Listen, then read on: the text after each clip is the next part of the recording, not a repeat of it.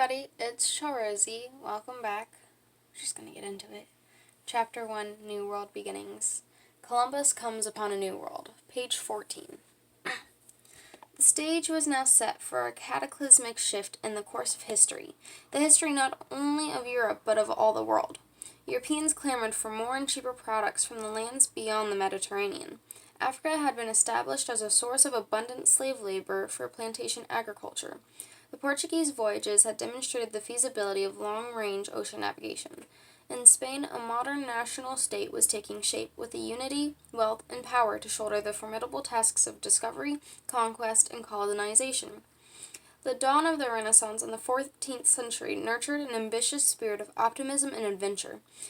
Printing presses, introduced about 1450, facilitated the spread of scientific knowledge. The mariner's compass, possibly borrowed from the Arabs, eliminated some of the uncertainties of sea travel. Meanwhile, across the ocean, the unsuspecting New World innocently awaited its European discoveries. Onto the stage stepped Christopher Columbus. The skilled Italian seafarer persuaded the Spanish monarchs to outfit him with 3 tiny but seaworthy ships, manned by a motley crew.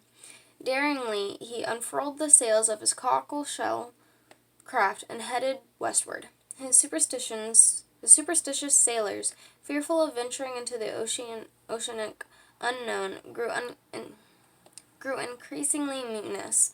After 6 weeks at sea, failure loomed until on October 12, 1492, the crew sighted an island in the Bahamas. A new world thus swam within the vision of Europeans. Columbus's sensational achievement obscures the fact that he was one of the most successful failures in history. Seeking a new water route to the fabled Indies, he in fact had bumped into an enormous land barrier blocking the ocean pathway. For decades thereafter, explorers strove to get through it or around it. The truth gradually dawned that sprawling new continents had been discovered, yet Columbus was at first so certain that he skirted into the rim of the Indies that he called the native peoples Indians, a gross geographical misnomer that somehow stuck. Columbus's discovery would eventually convulse 4 continents: Europe, Africa, and the 2 Americas.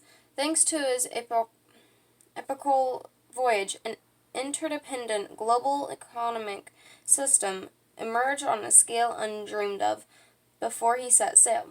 Its workings touched every shore washed by the Atlantic Ocean. Europe provided the markets, the capital, and the technology. Africa furnished the labor, and the New World offered its raw materials, especially its precious metals and its soil for the cultivation of sugarcane. For Europeans, as well as for the Africans and Native Americans, the world after 1492 would never be the same, for better or worse. That's the end. Ended on page 14. I hope you enjoyed. Bye.